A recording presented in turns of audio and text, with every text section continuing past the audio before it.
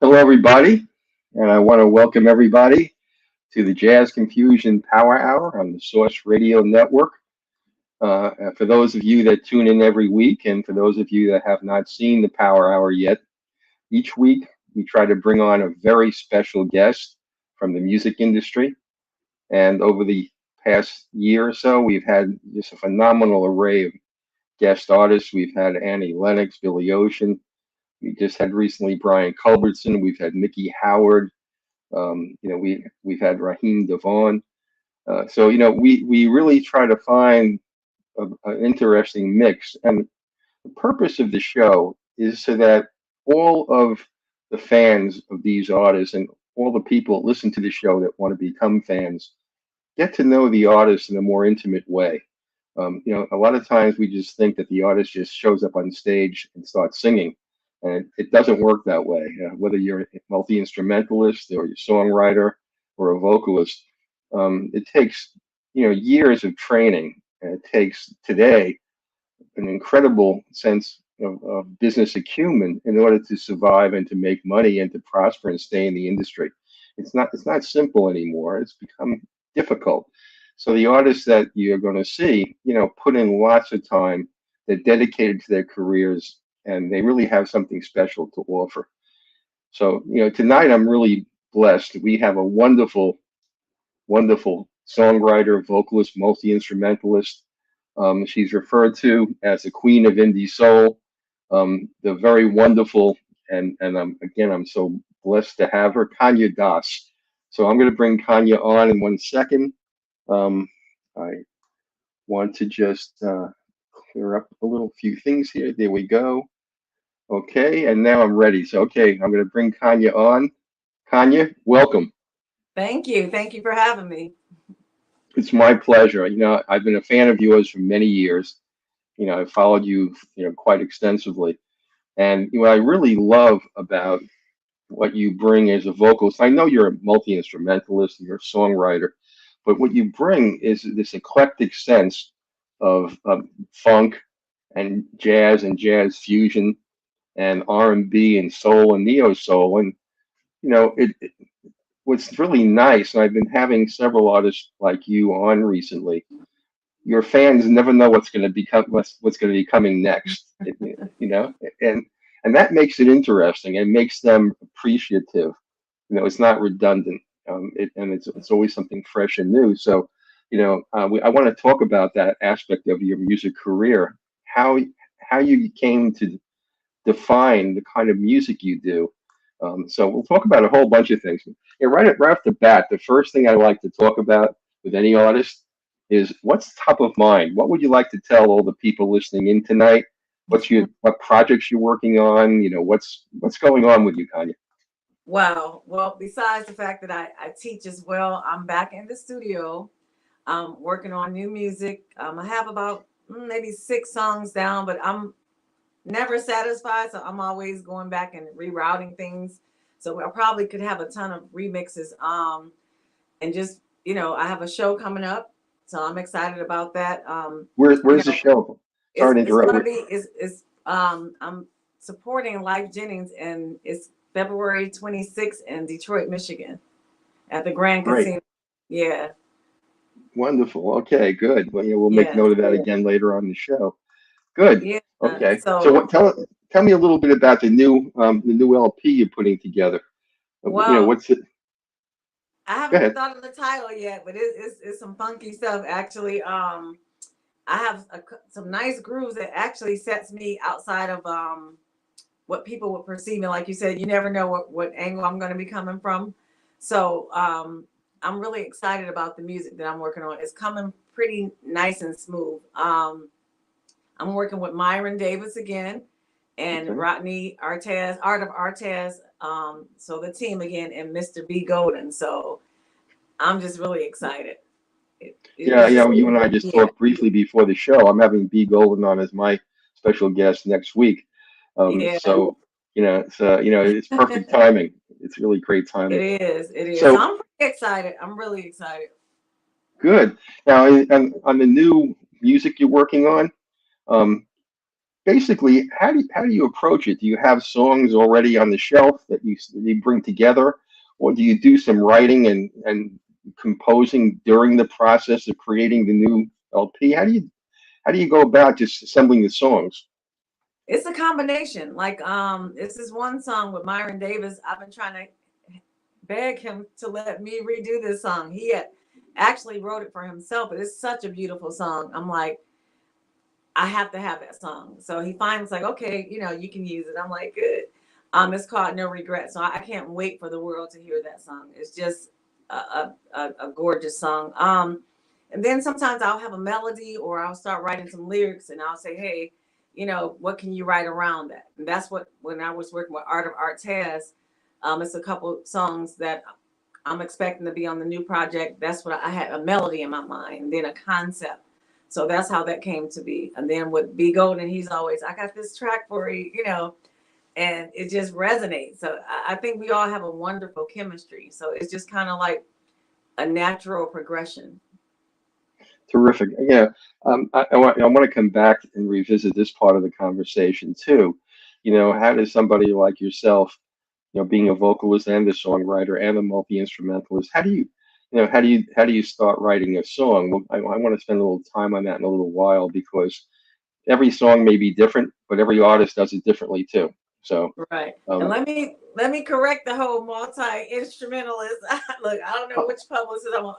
I can play a little enough to get my idea across. So and I have an acoustic, I play the same chord. So look, I used to play the viola since third grade. But I noticed when you're writing to guitar, it's a different vibe. So it's funny, that we were talking about B Golden because he's gonna come.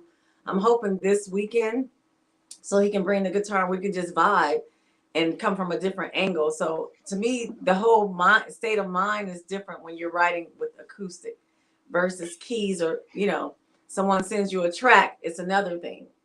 So it's just so many different variations. do you chart and score? Or do you have an MD that does that? My MD does that. Look, Okay, and to be honest, because I went to a performance school of arts and I was pretty good with right. theory, but yeah, I don't do that.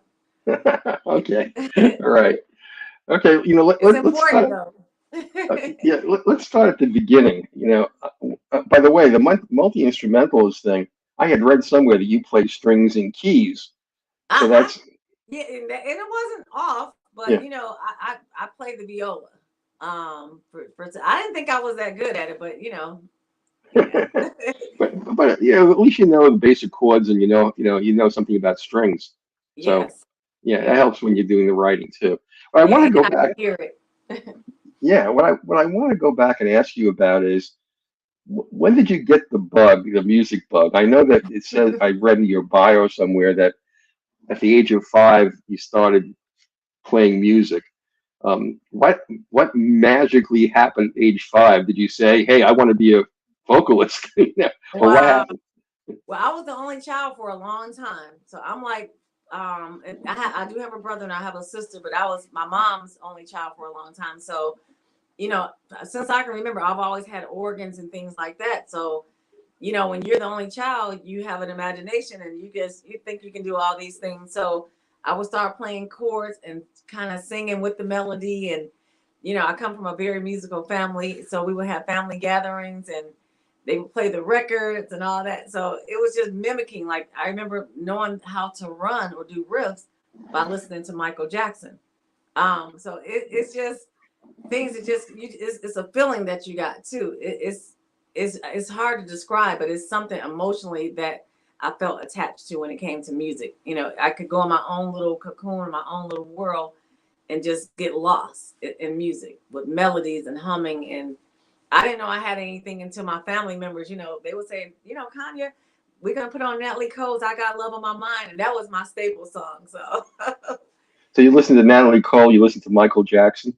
oh yeah, Stevie Wonder. My mom was like, "You don't know how to sing unless you listen to Sarah Vaughan and Dinah Washington." I'm like, "What?" Yes. And I didn't appreciate that until I got older. Yeah. Yeah. Yeah. So you had your early musical influences. You mentioned Michael Jackson. I had Larry Dodson from the Bar-Kays on a few Oh weeks wow. ago, and Hmm. he told me something fascinating. They had 20 #2 Billboard hits, but never a #1. And I asked him why, and he said Michael Jackson. That's What? why he Yeah, I never remember had. that. Yeah, that's why he never had a #1 because of Michael Jackson. 20 #2s. So Sheesh. Michael Jackson's influence is so pervasive, so much more than anybody even realizes. What he's, Yeah. how, yeah, he just dominated music during, when he was here with us. And So still, yeah, because my son, he Michael had passed, but my son was always, I want to hear Beat It, and Michael is, I want to hear, the Thriller song. It's just, it's still timeless. I think it'll just constantly have that influence on people, you know. yeah, you talk about being multi-talented. I mean, he created more dance steps than anybody I've ever seen in music. So I mean, he was a songwriter and a vocalist and a choreographer. I mean, there wasn't Amazing. anything, between Michael Jackson and Prince. There wasn't much room around for Absolutely. everybody. Why did I knew you were gonna say that. Prince for sure. Woo. Yes. Oh my gosh. Yeah, yeah. Well, look, tell me, okay, from age 5, when did you start playing music more formally? Did you play in public school, or what I've happened? gone to public schools all my life, and for high school, I actually went to a performing arts school, even though it was a public school. So it just started like I can say since like third grade when I was playing the viola. I ended up having like a little quartet. One young lady played the what did Kathy play? I think she played the keys, and another Kiva Behringer. I never forgot.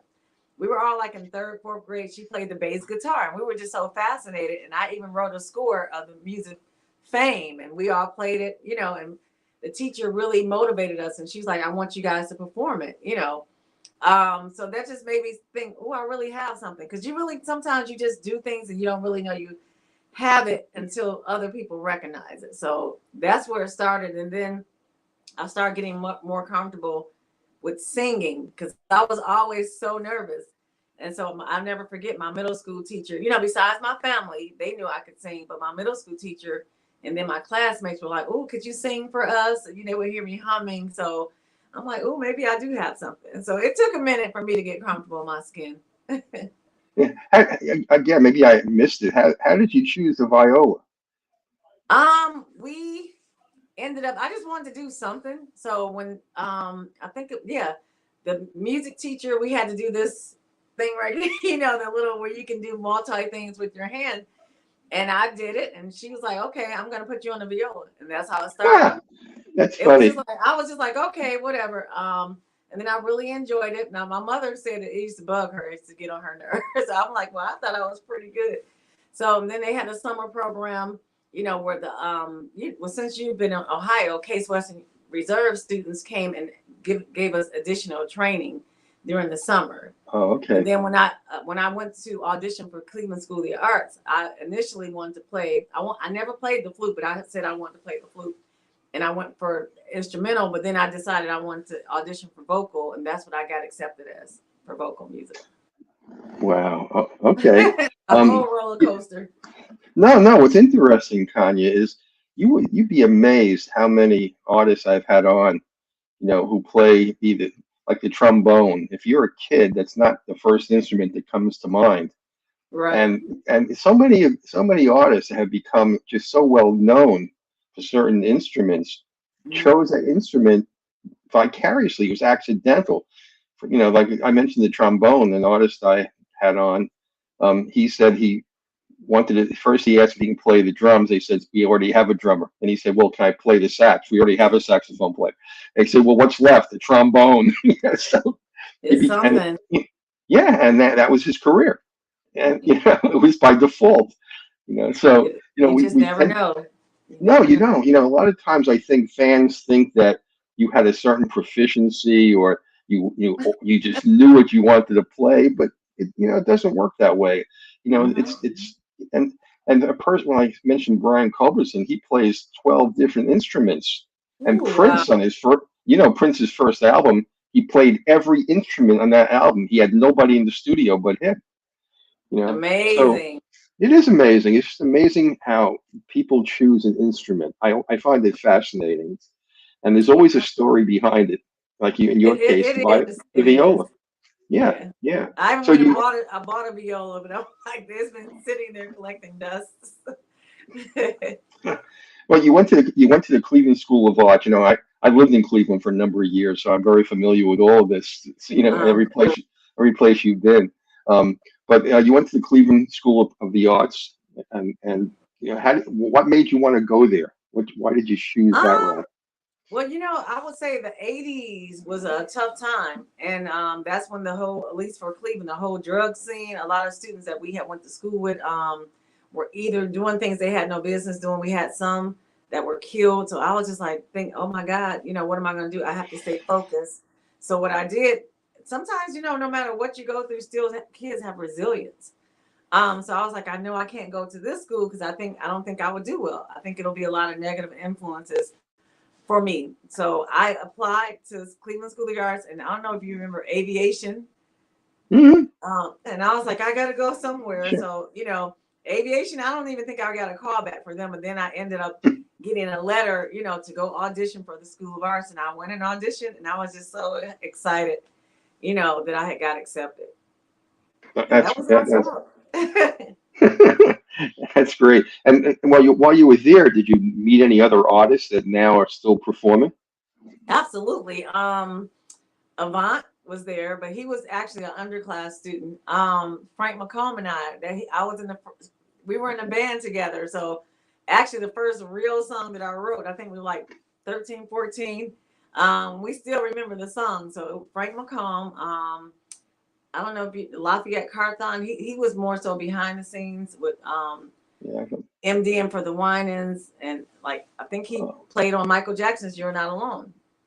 oh, Um, okay.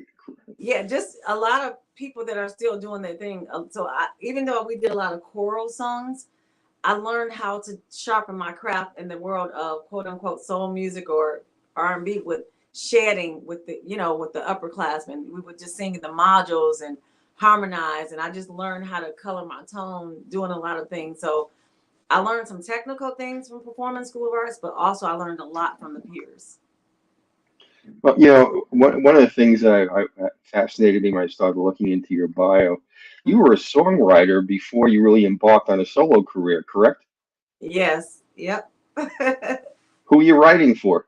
I don't know, the late Latin vocalist Soraya. I don't know if you remember her.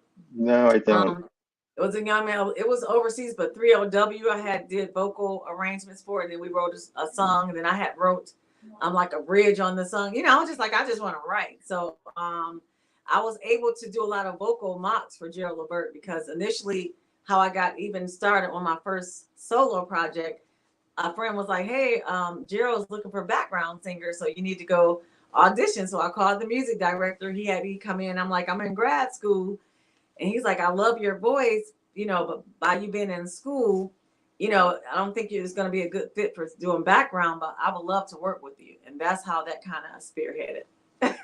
Oh, okay. So I was going to ask you about how you got to meet Gerald Levert when you were so young, Yeah, and I met and him even before that though. It was like we were just the Levert, the group, they were just so cool, and it was just like, wow, they're from our town. So every yeah. time we would run into them, they were just so down to earth. So it was just amazing that as I grew older, he knew who I was, and we would kind of run in the same circles at times. That's great. You know, again, a lot of these career making collaborations, people who Mhm. are instrumental in giving you the confidence you need to go out there. A lot of times, the meetings are just, coincidental. Hey, he needed a background singer. You were told about it. You called, you know, Right. and of course you have to have the goods, or they're not going to be interested in even, moving ahead with you. But so many of these connections, and this is what younger artists need to Mhm. know. You have to network. It's just not enough to try to go be, do it Right. on your own. Yeah. And social media now makes that much easier to do than ever before. You Hmm. know, but there are also websites you could pay a fee, and they will let you have access to any manager of any artist. So you don't have to even try to track it down yourself at like $29 a month. you can get to all the promoters and managers for all the artists you may want to work with if you're a Right. young rising musician, you know. And I guess you and I are gonna talk about this. It's the business side of music also. And you know, you early on, you know, you chose to be an indie artist. You didn't choose to work with a label. Hmm. And you know, I want to get come back to that a little bit later. Also, these are all parts of your music career that I just find fascinating, Thank you know, you. to take a look at. Now, one of the things I find the most fascinating is you got a degree in chemistry. Yes. Yeah. Why, why don't you tell us about that? You know, Wow. how that. Well, going to School of Arts, the irony of that, I had an amazing music teacher, Dr. Woods, but I also had an amazing chemistry and physics teacher, Dr. Sanjeeva Murthy, and she inspired me. I was like, I know I could do music, but I have to have something solid to fall back on. So I was like, I want to go to dental school. So I ended up going to the College of Worcester for undergrad once I graduated, and I was going to stick it through, and I majored in chemistry. Actually, at the time, I think they were number 3 in the country. So once I did that, I got accepted to Case Western Reserve Dental School. But then I actually did um, a, a study on my thesis for undergrad, which was separation of triglycerides using thin layer chromatography. We're talking about something like 30 years ago. But so Right. the school, the head of the dental school was like, "Oh, I really loved your thesis. It was an independent study project, and I would love for you to work during the summer." So that was my end to even get into Case, and I didn't realize they had to do gross anatomy the first year, and that was a wrap. I was like, "Nope, I'm not doing it." So, yeah, so I ended up getting into teaching. My best friend was like, one of my best friends was like, you need to just start subbing. And I'm like, okay. But then the principal was like, you're really good at this. You need, they kept calling me back. So then she's like, I'm going to sign you up for this program at Cleveland State. And I want you to, go to that. And it was just so many curves. And that's how I ended up, in the teaching field. And what did you end up teaching chemistry or did you teach other I things or? didn't. I didn't, but the beauty of it is I have special ed, but I have algebra 2 and transition to advanced math, which is like incorporating financial algebra. So all those skills, the solid math and solid science skills are coming they're in the forefront because I need to know those skills in order to teach the math to the students. But chemistry, no, because I'm like, I was looking at my labs. I'm like, now how did I get this right? All these unknowns is like, it'll come back to me, but no, I kind of left it where it was. Yeah, you know, one of the things I read about your bio, and the fact that you decided to bring music into the classroom was a neat way to connect with your students. Hmm. And your debut album was called "A Poem About Miss Doss." So why don't you tell Yeah. everybody about tell them about the integration of music with education? You know, why did that work for you, and why do you think that was a good approach? I think music is universal. So that if you don't know any other way to connect to people around the world, I think music is like a major component. And it's the same thing with students. So that was my hook because a lot of the schools especially when I started subbing, were pretty tough schools. So I would just go in there and sing a song or ask about music, and that was that hook. After that, it was like I was their best friends. But as far as the song, and just like academically, I would have the students use their art, whatever the art form was, show me what you know, and try to incorporate music or art or dance, just to, showing, like if we were doing angles, they would do symbols or parent functions, they would do little Wow. dances or whatever. So it just kind of spinning my wheels and making sure they were interested. But the funny thing about A Poem About Miss Doss, that was the name of my first solo album, a Right. young lady, something I told her she couldn't do, and she wrote this horrible poem about me, and it was titled Doss. So my principal was like, Miss Doss, I think you would like to see this poem. That her name was Megan. I won't say her last name, but she's very grown, and I don't think she cared. And it was like so many unflattering comments, and at the end, it was like a poem about Miss Doss. So when I went to the studio, I was like, I can't believe this student wrote this about me, and they thought it was so like, you should name that the title of your album. And that's what I did. However, it took a life of its own because all the songs I was writing, and even the songs that I hadn't written yet, I was like, how could I connect this? And that's how I came out with Zoning in My Dome. Anything that people wanted to know about me was encompassed in that album. So that's like my first baby. When did you write that first album? When did it come out? Do you Oh my remember? gosh, it's almost 21 years ago. That was in Yeah, 2002. Yeah. yeah, I thought it was around then too. Yeah, Hmm. yeah.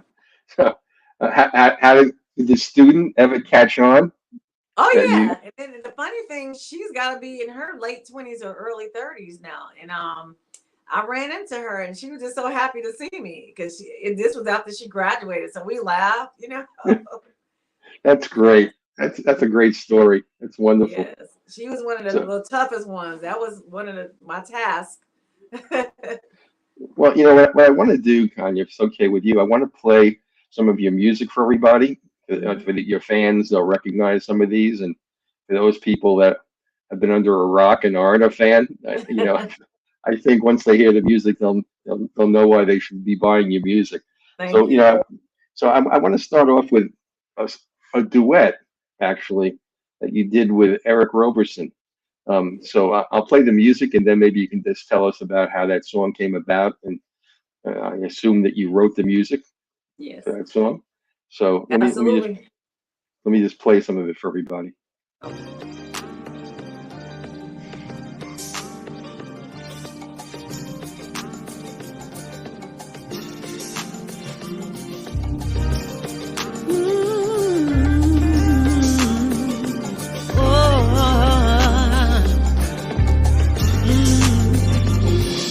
Words are not strong enough to convey what I found is everlasting.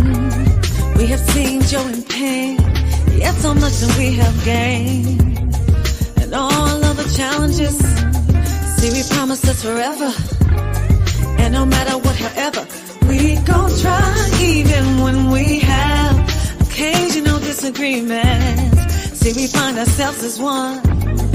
Every now and again, we are reminded that everything's a new day, chance to make it better. Oh, it ain't easy, and I'll tell no lies, but it's worth the fight. Oh, but it ain't easy. Ask me, and I'll tell no lies, but it's worth the fight. Seems like we always off and on. It ain't always wrong, but ain't always good. I just feel so misunderstood, yeah. Wish we could just get along consistently. What does it have to be? Oh, so damn heavy all the time. Just trying to ease my mind, but can I let it go? I'm half here and half gone for so long. Can't be formed by the lips that kiss yours for so long. It be so wrong, but it ain't easy. Ask me and I'll tell no lie, but it's worth the fight. Yeah, yeah. But it ain't easy. Ask me and I'll tell no lie, but it's worth the fight. Yeah. Through it all, ups and downs, we both know it's alright. But it ain't easy. Ask me and I'll tell no lie, But it's worth the fight. tell no lie, worth the fight. It's worth the fight. Yeah. Oh, It ain't easy. yeah. I Tell no lie, tell your life. worth the fight. Yeah. It ain't Okay. Wow, that's great. That's a great track. I really love that. So, okay, duets. Who was your first duet? Oh, my first duet, as far as like, let me see, the young man on A Poem About Miss Doss. The song is called Heaven.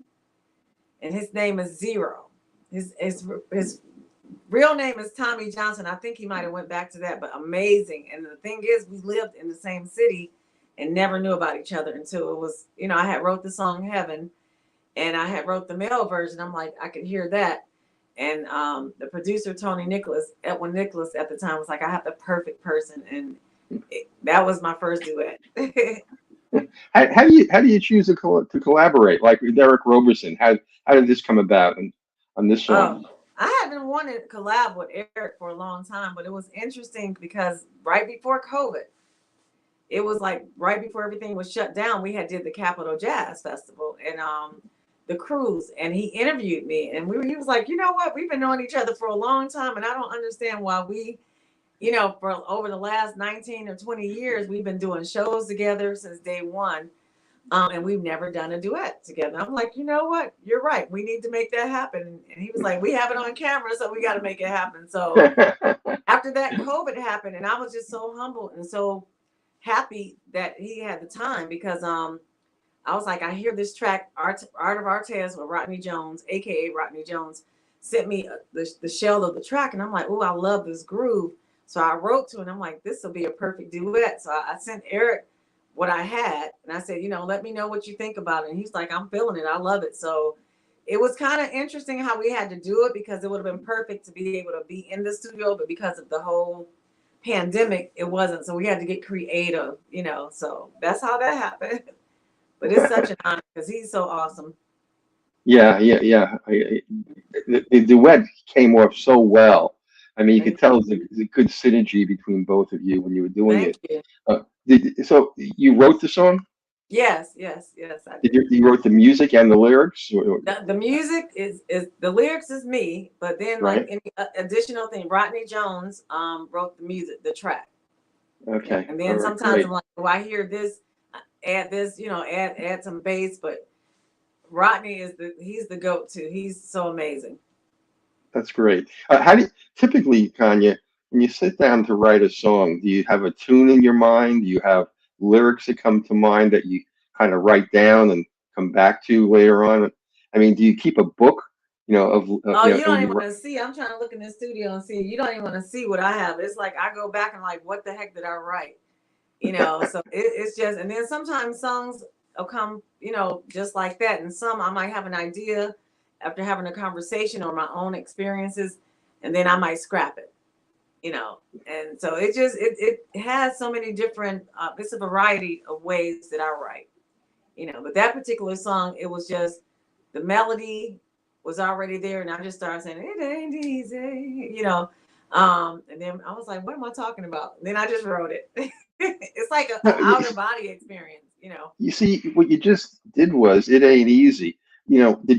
Do you put the lyrics in your head to a melody, or do you just have the melody and then you think of the lyric? It seems like in this case, sometimes it's both. It's like sometimes I'll just be like, I don't even know what I'll be saying if the music is going on, and I was like, and then I'm like, that sound, it's just like, it's in my mind. It's the lyrics, it's like, that's saying it ain't easy. And then after that, what is not easy? And then you just have this concept. The process is really interesting. It depends. Yeah. This is another thing I have found too, and you can correct me if I'm wrong. For most songwriters, the process is mysterious. You don't know what's going to come out the back end. It's not like you say, "Oh, I have this song in my head." It just proceeds, willy-nilly. There's no particular way to explain it, and it's never over till it's over. It isn't. Yeah, it's weird. It's like, then sometimes I'll go back and I'm like, what was I thinking? Or, wow, why did I say that lyric? I feel like it's an outer body, like somebody else is taking over, and you're just like a vessel. Yeah. How do you know when the song is finished? For me, songs are never finished, but I've learned over the years to say, okay, you don't want the song to lose its natural essence. So embrace it. And because sometimes I've noticed every time I try to go back and do something, if I let somebody listen to it, it's like, I like the original better. Something's missing. So that's when okay, just leave well enough alone. Because some projects will never be finished if you try to get everything perfect. And sometimes it just needs that rawness, you know. Yeah. You hit it right on the head. Mhm. Again, I've heard this from other songwriters too, and other musicians, that sometimes the song just arrives at the end full blown. You know that Mhm. there's no point in trying to smooth it out because you don't want to lose that natural feeling. And then other times you just know something's missing. You may not know what it is, but you just Yes. know something's missing. And That's when you have that's to go, yeah, and take a break and then go back to it and be like, okay, what is it missing? Yeah. yeah. Sometimes sometimes it might be a string, it might be a horn, it might be Yes. another. Maybe you need another verse. Maybe there's a verse or two missing that you need to Mhm. add on. I remember talking a while ago with Paul Simon about Bridge Over Troubled Waters, and, Whoa. and yeah, one of the things he said was that when they were in the studio, Garfunkel said to him, "This song isn't finished. You need to write two more verses." And Paul said, "No, no, this is going to be a short song. I like it just the way it is." And they spent the day on it. And again, Art said, "You need to have two more verses. It's something else." And he added two more verses, the last two verses of the song. And Wow, powerful. yeah, and so this it's a mysterious process. Mhm. And that's what makes, I think, when you're a performer and you're going to perform something you wrote, it is different than performing a cover. Not that there's anything wrong with performing covers, but you have a feeling, an affinity for the song that you wrote because it comes from your heart. It's now of course there are great artists that do great covers. I'm not in any way putting that down, but when you're a performer and you're doing your own music on stage, it has to have a different sense of what you're Yeah, giving to your. Yeah, it does. yeah. You hit it right on. It's and then some songs you just don't bother. Like some things you just don't try to remake. Yeah, that's right. That's right. That's right. Okay, let's talk about another song that I want to play for everybody. It's called Wishful Thinking. It's with B. Golden. I mentioned I'm going to have on as my next guest. Mhm. So let me play some of that and for everybody, and then maybe you can tell us a little bit about that song, okay, and how Okay. you created it. I love the variety of music that you have. Thank you. Thank you.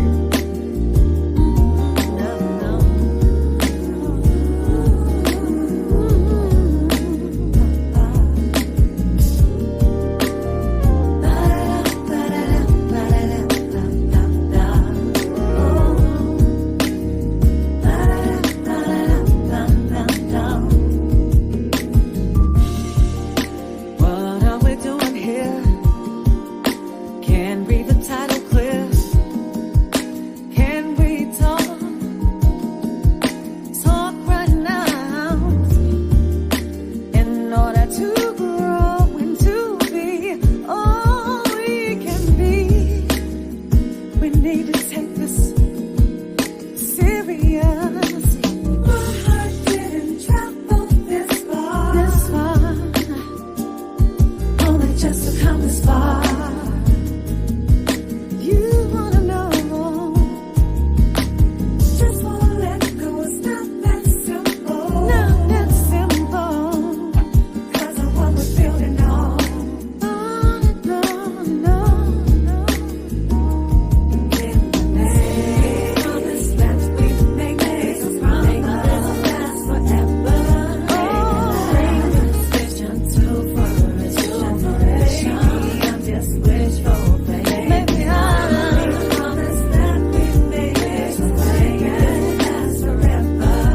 Oh, vision to flourish. I'm just wishful thinking.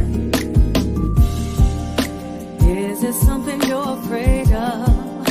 Could it be commitment? Let me know just how you feel. If not, what is it? 'Cause you know and I know anything that means something. You gotta believe this. We're fighting for, even if it means that we gotta rewind. We've been there before and we've seen some hard times. Oh,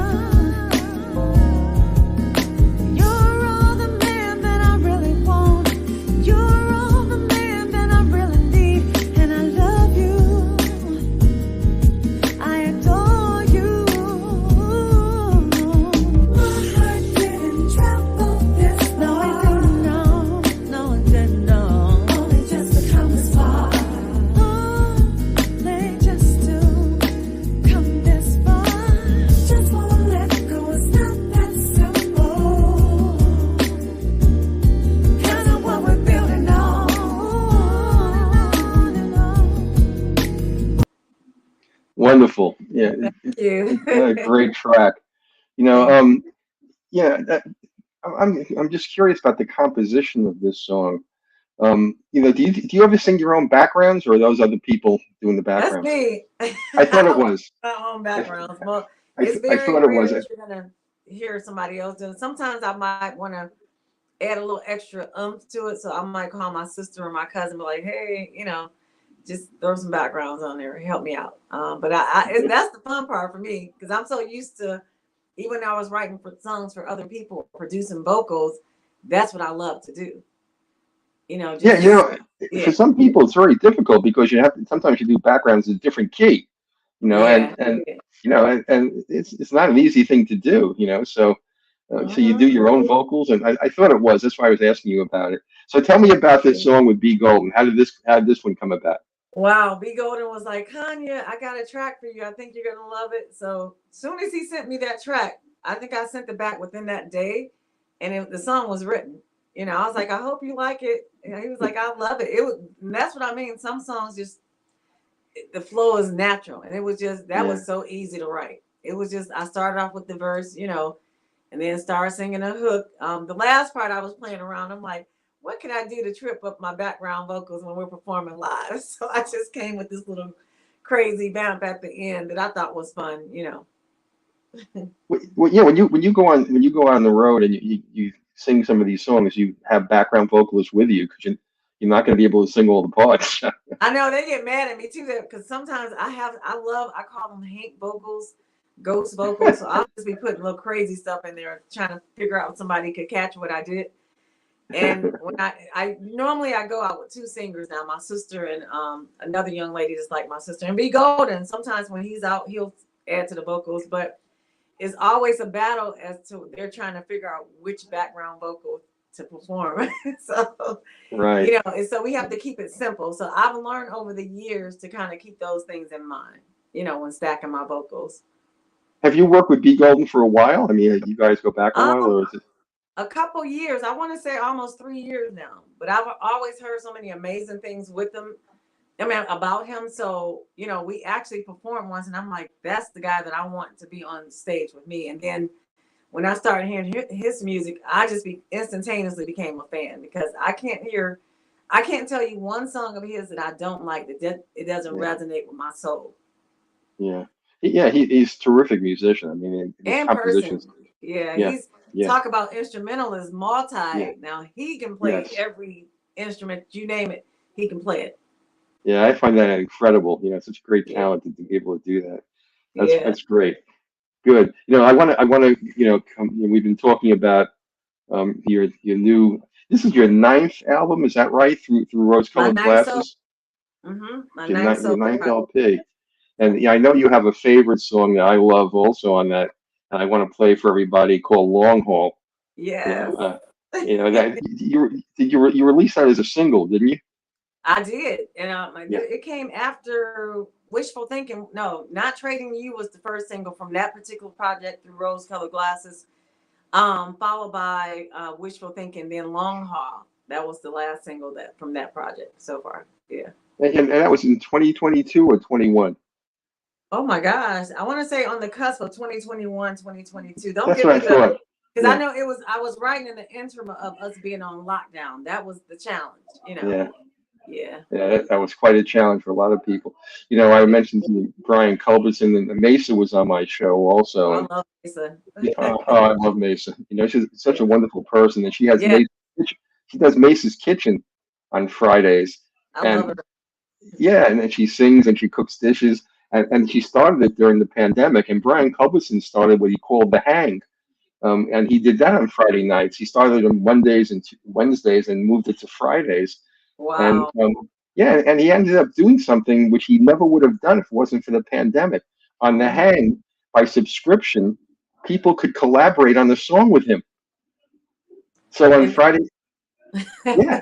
So Thank he would play a couple of just a couple of rhymes on the piano or on his keyboards, and then he started to compose, and people would tell him what they hear and what they think, and he listed all of the people who were fans that were on the Hang on the record, as collaborators.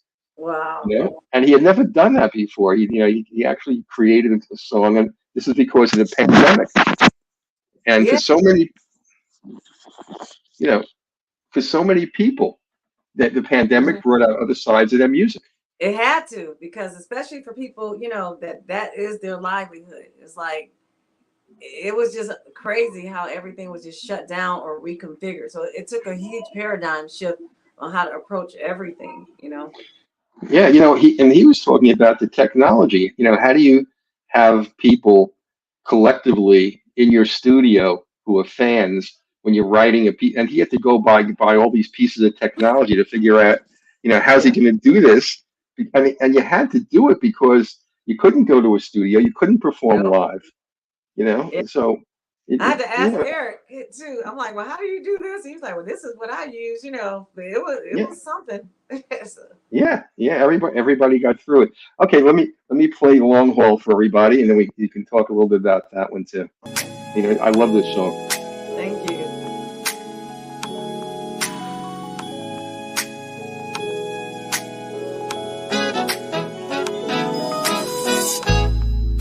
Good love like this, built like this, sure don't come easy. Well, once in a lifetime, more valuable and precious than all ever known.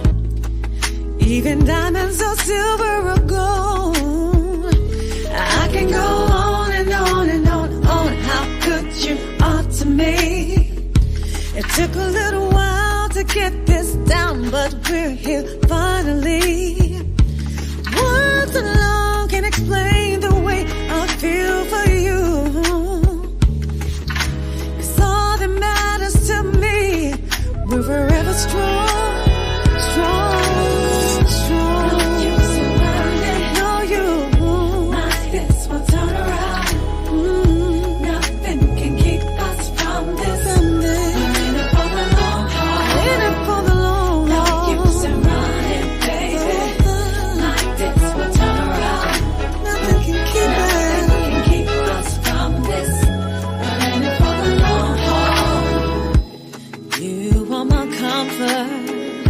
When all else seems to fail, giving me peace of mind with all your sacrifice. You warm my heart when the world seems so cold. You put me first.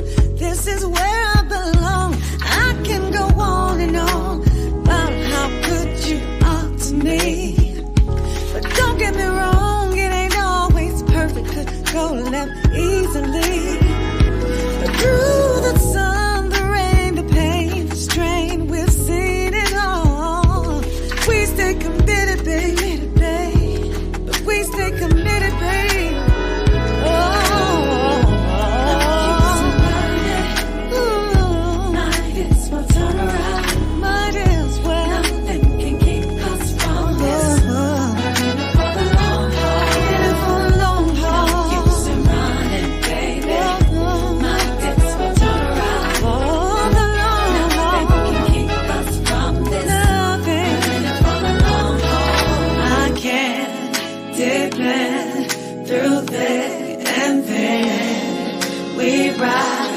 Together, no matter under pressure, through up and down, we love on one another. We ride this endless time. Ooh, yeah. Don't you know that I need you just to come on home. I'm all in, no matter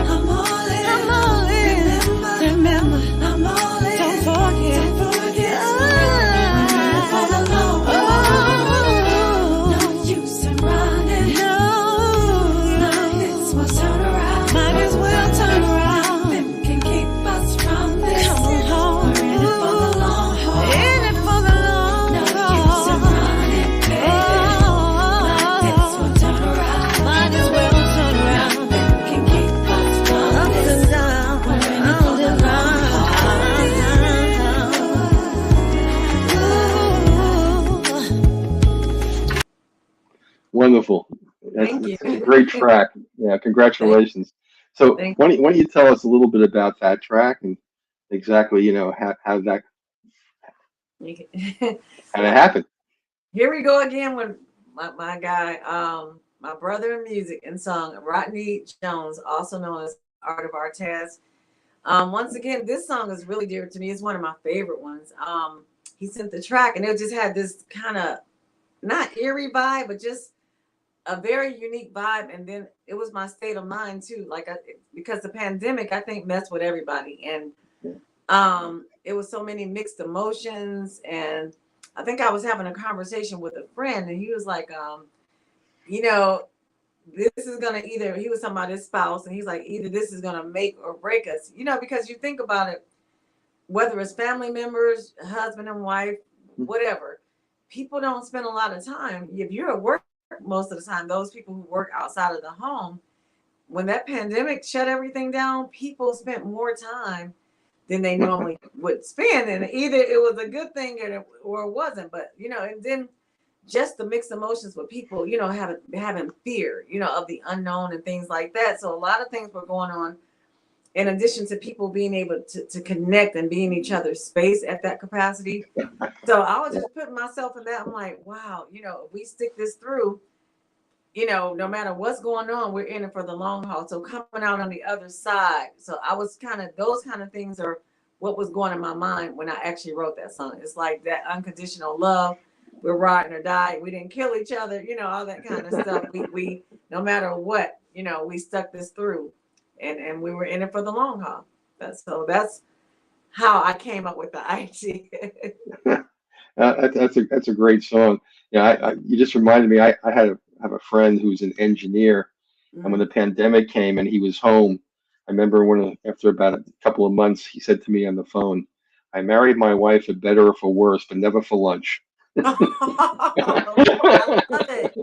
Wow. But it did. It really Yeah, showed a lot of things, whether the good, bad, the indifferent. It kind of lifted a lot of lenses off. yeah. A lot of people fell in love with remote work. Yes. It Yeah, it transformed. was too comfortable for some. Yeah. Yeah, yeah, it transformed a lot of stuff. Well, look, Yeah. yeah, I love going through these songs with you because it Thank shows a you. lot of your versatility. You know, one of the things I'm curious about when you really started out in the early 2000s, record labels and radio was still there, and you didn't choose to go with a record label. Why? Well, but see, I have been doing this for such a long time. I can tell you stories where we ended up signing contracts with major labels as a teen and early 20s, not knowing what the heck we were doing. And it was just kind of reared this ugly face to us, the industry. So I was like, I don't really want to deal with that. So I will focus on other things, being behind the scenes, writing for people, producing vocals. And I kind of got tricked into the poem about Miss Doss because a lot of those songs, I was like, ooh, I want to get these songs placed on other artists. But the producer, I guess he had a different plan in mind. So he was like, you have a project, already, you might as well just put it out. So that's how that came to be. But I don't know how to explain it. It's just really interesting how that, everything just kind of fell into place, if that makes Yeah, sense. like I said, you're one of the kind of transitional artists when the record industry was starting to go down, and CDs were big, but they didn't have Right. live streaming yet. So Right. there was a lot of transition, but a lot of artists still chose to go with a label. It was still the route they chose. And Yep. you just didn't, What you just happened never. was the first project, a poem about Miss Doss, did have major distribution. It was through Orpheus and New Mecca, distributed through EMI. So that was a major situation, but it didn't work out for me. So after that, it was like, they say it's the freshman jinx. The business side wasn't handled as it should have been. And actually, before that record even took off, my lawyer was like, at this point, I know it's going to be hard, but you got to walk away from it. And that's kind of what happened. And then after that, people were like, you're done. And then that just kind of sparked something in me where it was like, oh, you could just go teach and, whatever. And I was like, no, this is not happening. So that's how I was like, let me just try to do this on my own. I went and tried to buy equipment, and I recorded actually all of Just Because that was me actually recording my own songs. Really? Oh, Yeah. wow. And pulling my resources together. So I'm forever grateful for Myron Ruffin and Myron Davis and Rodney Jones, for actually believing in me. And Kenny Darnell, that's another person I have to name, because they believed in me, and then it took a life of its own.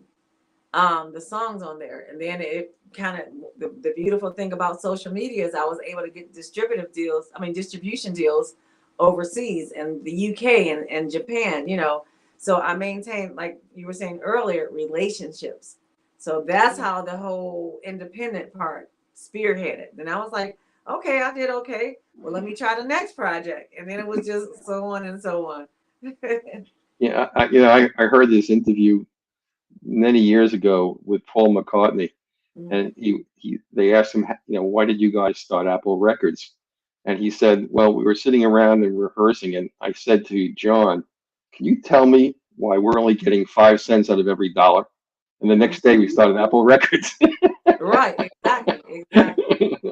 Exactly. And that's the other thing, people are like, you're independent, but I'm like, I didn't see anything, at least. And when they were really doing us right, at least you had a dollar for dollar. Imagine if we were getting that right now. But, Yeah. I could, the residuals, and I was seeing when I was investing in myself, I could see the return. And also, if I figured if I messed up, then it was because I chose to do that, Right. not someone else, Right. making mistakes. And it was, it's growing pains as it is continuously, but it's like I see the fruit of my labor. Yeah, and there are artists that came before you, way before they had streaming, or they had any of these internet music opportunities. Neil Young, never he would only sign a record contract if he had 100% control over the project. If he Yeah. didn't, he wouldn't sign. And there were artists that were semi-independent even during that era when recording studios were dominant.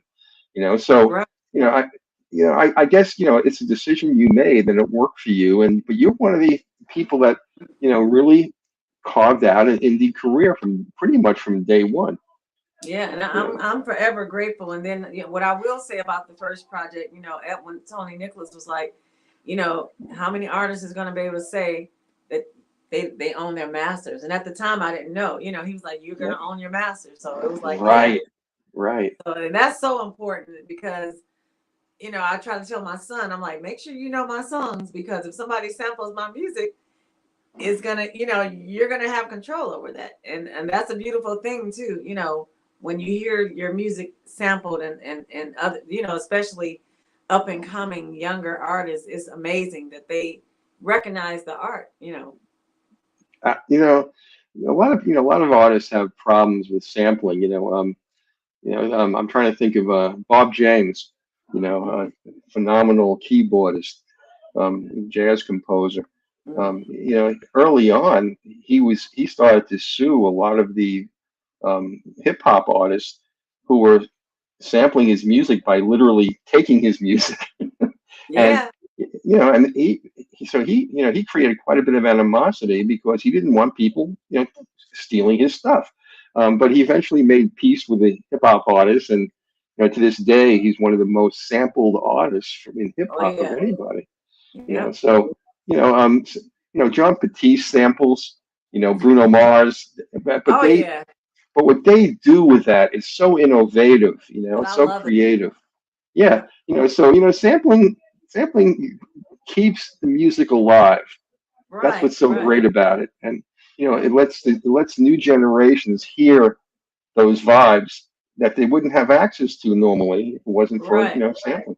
So And yeah. yeah, definitely. I'm always open to not one person rest his soul as Michael Henderson. Without, Oh I yes, yes. did his song, and he gave me kudos and his blessing, Starship, with him and Norman Connors. But he was just always, giving me mentorship with lending his ear, and telling me the ins and out about sampling, So I was like, that kind of made me embrace it. It's like, okay, we're gonna have to have a conversation about what you're doing, but I'm always happy that people are, listening to my music and so flattered that they want to sample, some portions of it. So Definitely. I consider it flattering. Did you work with Norman Connors? No, no. Actually, Michael Henderson and I that's who I was keeping in contact with. Yeah. Yeah, I know Norman, and you know, the Starship was such a revolutionary song, and Right. his music has been sampled like enormously. Mm-hmm. And so many of those artists from the '60s and '70s, have such a legacy today because their music is still alive through artists Oh who yeah. sample. Yeah, Right. And that's how we keep it alive, So is you gotta kind of look at it from both angles. Yeah. yeah, Yeah. yeah. You do. Well, tell me something. I'm just curious now. You've seen the changes in the record industry and in the recording industry. Mm-hmm. We've gone from from vinyl to CDs to streaming, and we've gone from record labels to indie artists like yourself. How do you see the changes that have taken place over your career? Look, let's face it. Today, if an artist gets streamed, they get 0.00008 cents per play. So having a career as a musician, if you're just going to try to sell your music, good luck. So Yeah. and people used to complain about the record labels ripping off artists. Today streaming It's and ridiculous. Yeah. it is, and it's digitized on top of that, and you lose a lot of the Mm-hmm. analog, depth and vibrance of the music. So where do you see music going, Kanye? Do you Um, like the direction? it's kind of bittersweet for some. I mean, in some instances, it's like people who would not have been heard of, or it's so much talent. So I think from that aspect, it's amazing. But when it comes to people getting, they're just as far as monetary, I think is terrible. Like I was saying before, some of the platforms, it's like people are like, oh my God, you got like 10 million streams. That's nothing when you're getting a fraction of cent. Penny, yeah, Yeah, so yeah, from that perspective, I think it's terrible. And then I think that human contact, a lot of people are getting deals by just doing things on social media. So they don't really have any, how could I say, solid knowledge of what is like to the humanistic perspective, of what you should be doing. Like, should I say, back in the day, they would give them artist training, or what is it called? and Grooming.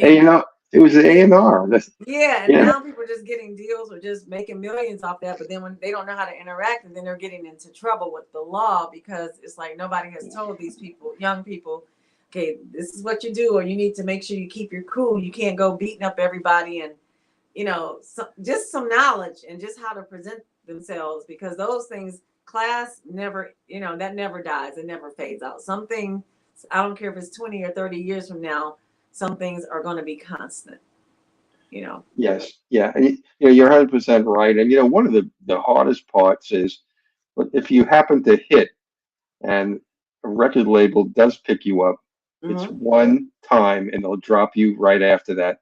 They Like don't, a they like a yeah, fly a drop you, right? yeah, they don't Yeah. believe in the artist. They just Mhm. believe in the moment. Right, And and that's, and, yeah. and That's it's it's that a, that was the other thing. It's like what's hot now, and sometimes things they simmer. You got to let it simmer before it boils, and they don't want to take the time to groom the artist, or no. it was artist development. That's what it was. Yeah, I that's can't A&R, really yeah, explain. artist development, exactly. Hmm. Yep, and they would clothe you. They would tell Right. you, I mean, help you, put together your music, put you on tour, match you up with people. Right. It's just not done anymore. So, Right. And so the go ahead. longevity is what I see that may be rare. I like some things I can say, like we can go back and listen to a Michael Jackson 20 years from now, is going to still have that same feel good vibe. Some of the current music, I mean, it's talent out there, don't get me wrong, but because it's so fast, I'm not sure if it's going to have that same impact that the music, prior to has had. Yeah, I mean, no, you're absolutely right, and that's why I was asking you about this. It's very tough for a young musician or a young vocalist Yeah. or a young songwriter to really get traction Yeah. and to build a career. And it's so It's much talent. It's so much talent for you. yes, yes, there is. Absolutely. I agree with you 100%. Well, look, last question I want to ask you, and you've been Mhm. wonderful, so thank you for being on the Thank show. But the last question is, when are we going to see from Kanye? in the next 2 or 3 years? What are you going to do? Anything different? You're going to keep doing the same? I don't. When I say doing the same, I don't. Right. I just No. mean, some people. I know some of the people I've had on say, "Well, at this stage of my career, I want to try this." Oh, I'm still gonna be me. It's just, but Yeah. I'm forever a student. So with me teaching, what was it last year? I had like a master class with the students, and I felt like doing the writing with them. They made me become even a better writer. So I just want to continue to share my gift and for to pay it forward, as well as learn from the youth and keep creating music and doing what I love to do. You know, that's what I see myself doing the same thing. you know. That, look, it's wonderful you can bring this to young people, in a classroom situation, Oh where yeah. they would never have this kind of exposure. So you are paying it forward. It's wonderful. Thank you. Thank you. And I'm printing out vinyl too. I'm trying to that's in the works. So it's interesting that you mentioned that, but I'm trying to see which project I want to put on vinyl. So that should be coming up. Oh, Awesome. that's terrific. Vinyl has become the biggest selling form of distributed Right. music out of streaming. Yep. Everyone, Sure is. and it has so much to do with analog and the difference in the texture of the It's the sound. sound. I've Yeah, even went and bought, like, I'll go, I have some old records and old vinyls, but even went to like the half price bookstore because the vinyl is expensive, and just collected. And I also bought those little turntables, and that sound, yeah, I hands down, I don't care what anybody says, it's nothing, it's no feel like that. exactly. It hits differently. Yeah. Yes, yes. Yeah. The music is thin. When it's digitized. Yeah. It's Yeah, not layered, it's just so organic. Talk about organic. That's what it yeah, is. exactly right. If you're gonna do a vinyl, that would be really cool. Yeah, I've just reached out to the company that presses up my other music. That's Yeah, so great. The last thing I just want to kind of mention to you and see what your response mhm. is. On Source Radio, we play jazz and jazz fusion 24/7. Um, Urban stations have crowded out soul and neo soul and blues and R&B. It's Mhm. just not there anymore. And a lot of the young people are looking for different kinds of music. That's why they'll gravitate to a John Mhm. Batiste or to a Oh Bruno yeah, Mars. You amazing. know, because they're tired of the same thing, and yet they have no control over it. We tend to say this is what they want. It's not what they want. It's what they're being fed. They don't really have much choice. And You there's know. So room. Yeah, you hit it yes, right on. There's room. It's just people. The outlets are exposing them to what they want to expose them to, because like I said, music is universal. And the pandemic showed that how powerful it was, getting people yeah, through some tough times. So people they want something new and refreshing. They want something different. We grew up on diverse music, and I think that's the component that's missing. Everything is kind of catered. It's cookie cutter. exactly. So we Yeah. need to go back to expansions and showing different varieties, and the diversity of great music comes from all Yeah. angles. Mm. Absolutely. You're still a classic songwriter, but now so many songs are being written with algorithms and a computer, and that it's not even a lyricist and a Yeah, composer anymore. It's and they create the hook artificially using I again algorithms. know. It's Yeah, crazy. It's yeah, crazy. and everything just is formulaic and sounds the same. Mhm. So I agree. yeah, I like that. that's why we do jazz 24/7. We Uh, to show how people want to hear it. We get 6,000 people per hour just listening to jazz on our station, and not no other shows, just listening to yeah. the music. And we have It's amazing, but 60,000. Yeah, it's not lost. It's not a lost art, because I'm gonna tell you, because I tell you that I teach. It's a young man in my class, my algebra 2 class, and he's in 10th grade. He just studies, Coltrane. It's just all I let him listen to the music, and it's like, man, you can just hear him how he's just focused. And so it's good music. You can never is never gonna die out. No matter how much is not embraced by quote unquote the masses as it should be. It's I can see it, and we have to make sure we, like, such as me, I play music in my room, so I'm letting them hear Ella or the Marcellus brothers or whatever. It's Yeah. just they're gonna So it's just I think it won't die out, but it is a little annoying. It's like when they try to put everything in a box and expose what they want to expose to the masses. Yeah, and so much of it is it's the cart driving a horse. It's the technology driving Oh the yeah, creative process where people become an appendage of the technology, and that's yep. not what music's about. Music is a creative process that comes from the heart. They So want tangibility now. I think a lot of the yeah, young people, they're very smart, so they're not buying it. yeah, yeah. So I think we're kind of going back. Wonderful. Well, Kanye, I want to thank you so much for spending the time with us tonight. Thank You you. know, I'm sure all your fans will be happy to be able to Oh come yeah. back and and watch this, and you'll pick up a lot of new fans too. And Thank you. I'd like to have you back on when you finish the next project. Absolutely. I'm so excited. So I'm excited for B Golden too. So, like I Yeah. said, and I will be finishing up. He's going to be doing the mixing of a couple of the songs that we did. So I'm excited to be able to share Well, everything with he's everyone. going to be on the 23rd on a Thursday night at seven Okay, o'clock. So if you want to tune into Source, you can I actually ask can. him a few questions. All the viewers can go to YouTube and they can ask questions and Good stuff. talk to the artist. So, well, look, again, thank you so much. Have a wonderful weekend, and we'll see you Thank you. again. Thank you so much for having me. Have a good evening. A pleasure. Bye. So long.